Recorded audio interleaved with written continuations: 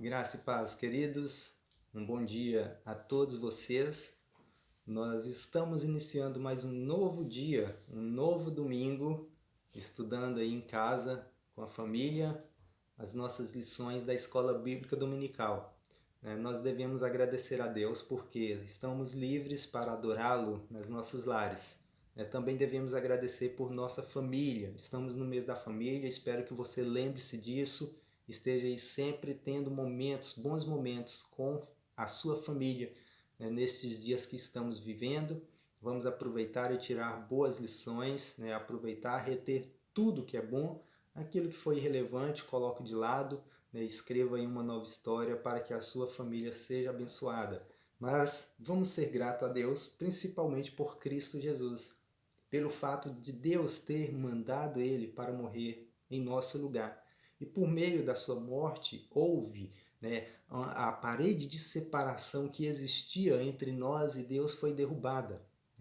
A parede de separação sabemos que chama-se pecado. O pecado nos diz a palavra de Deus que as nossas iniquidades causam separação entre nós e Deus. Nós sabemos que isso é uma verdade, mas também sabemos que é uma verdade que a vinda de Cristo serve para derrubar esta parede, nos levando a ter um livre acesso com o nosso Senhor por meio da fé em Cristo Jesus.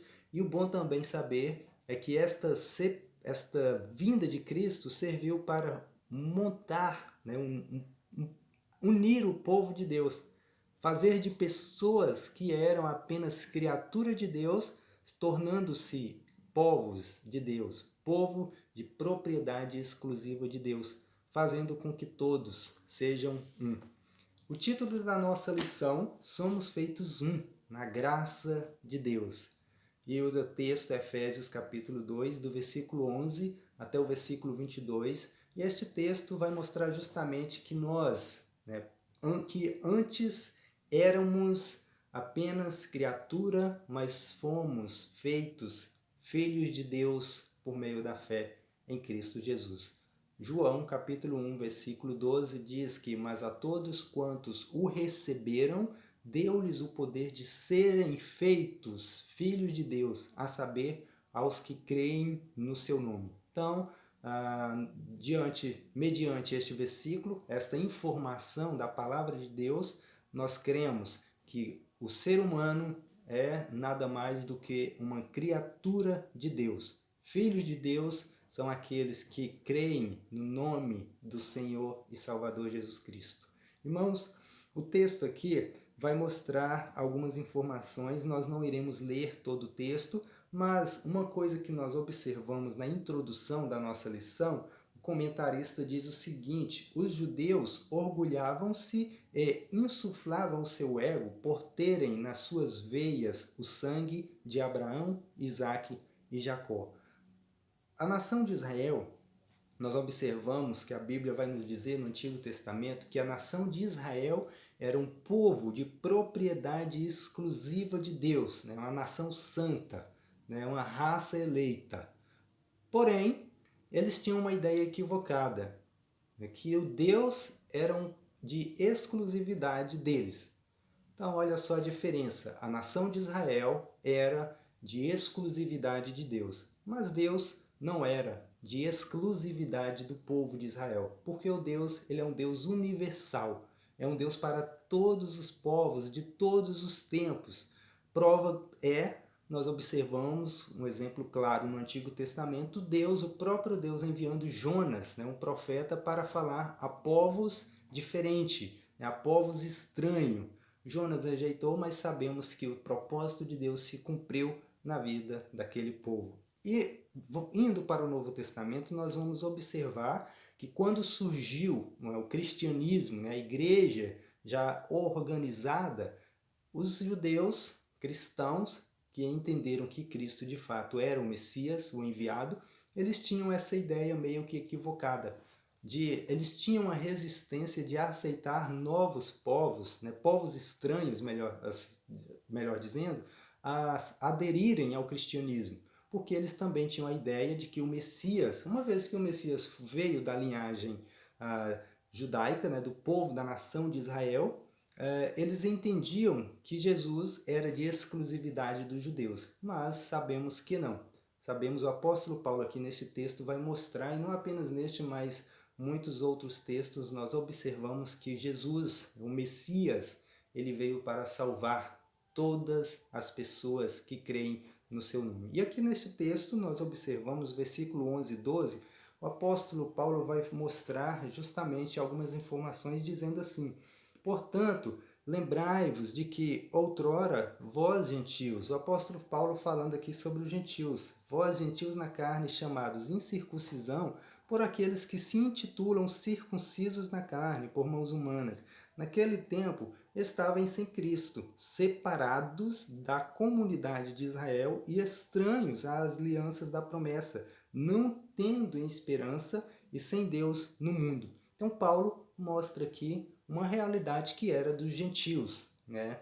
Uma realidade tão real naqueles dias. Mas aqui ele continua dizendo assim, mas agora, né? Ou seja, de agora em diante, em conformidade, né? No versículo 4 ele fala, mas Deus, né? Mostrando aí, né? O amor de Deus sendo manifesto a todas as pessoas. E Paulo vai falar assim para o gentio, mas agora, a partir deste exato momento, em Cristo Jesus, vós que antes estáveis longe, fostes aproximados pelo sangue de Cristo. Olha só que bênção saber desta verdade. Olha só que maravilha é a palavra de Deus. Você também que está ouvindo aqui, esta palavra é para você. Mas agora, em Cristo Jesus, vós que antes estáveis longe, fostes aproximados pelo sangue de Cristo. A vinda de Jesus foi justamente para isso, para aproximar cada ser humano que anda tão distante de Deus, aproximar do próprio Deus. Talvez você queira se aproximar de Deus. A oportunidade é agora. Apenas creia no nome de Jesus Cristo como seu Salvador. E os gentios creram, os gentios tiveram essa aproximação, porque eles depositaram, entenderam que o Messias prometido era para todas as pessoas. E aqui diz, porque ele é a nossa paz, a qual de ambos fez um. Em conformidade com o título da nossa lição, somos feito um. E Cristo, de fato, fez das nossas vidas, mesmo pessoas diferentes, comportamentos diferentes, culturas diferentes, raças talvez diferentes, todos nós somos diferentes, mas Cristo veio para nos fazer um. E tendo derribado aqui a parede da separação que estava no meio, a inimizade, olha só, que como Cristo tem a sua obra tão perfeita, né? Ele nos fez um e veio também justamente para quebrar, né, a barreira, né, derrubando a parede da separação que estava no meio, a inimizade. É algo que existia entre os judeus e os gentios. E também sabemos, fazendo o paralelo com as nossas vidas, às vezes nós agimos como os judeus e como os gentios, né? Como o judeu e o samaritano. Nós não se damos muito bem, mas Cristo justamente veio para corrigir esses detalhes, fazendo de cada um de nós um na pessoa de Cristo Jesus, derrubando toda a parede de separação, fazendo com que nós, de fato, possamos ser um, cumprindo com os nossos propósitos, entender que aquele que é braço depende da perna, né? Aquele que é olho depende da boca, nós dependemos uns dos outros. Nós precisamos de compreender esta verdade, uma vez que todos nós já fomos transformados por Cristo Jesus, e aceitar que a ideia de transformação é para que nós, todos juntos, que fomos feitos um, possamos contribuir para que o reino cresça, para que Cristo seja conhecido. E a lição vai mostrar todos esses pontos. Aí Efésios capítulo 11, o 12 vai falar justamente sobre esta realidade dos gentios. E no segundo tópico aí vai falar que nós fomos reconciliados por Cristo. Versículo 13, aí nós observamos justamente sobre essa verdade que eu disse, né? Que a expressão, mas agora fazendo paralelo aí com Efésios 2:4, que falam de uma intervenção graciosa de Deus em defesa dos pecadores, em defesa de cada ser humano. Mas Deus justamente veio porque Ele ama a cada um de nós. Irmãos, a cruz de Cristo, ela serviu para destruir a toda inimizade. A vinda de Cristo, o seu sacrifício na cruz, veio justamente para destruir essa inimizade que existia entre judeus e gentios e, consequentemente, destruir a inimizade que existe dentro da Igreja de Cristo. Aqui nós observamos que ambos já fazia parte do cristianismo, ambos povos já viviam uma realidade, já eram seguidores de Cristo, mas existia uma certa inimizade, uma certa ideia equivocada, eu que estou certo, o meu pensamento é o certo, logo Cristo estava sendo prejudicado com esses tipos de pensamentos. E nos nossos dias nós temos observado muito disso. A inimizade existe, é algo real em muitas vezes, dentro dos nossos lares, dentro da igreja, na sociedade, mas Cristo, como nós estamos pensando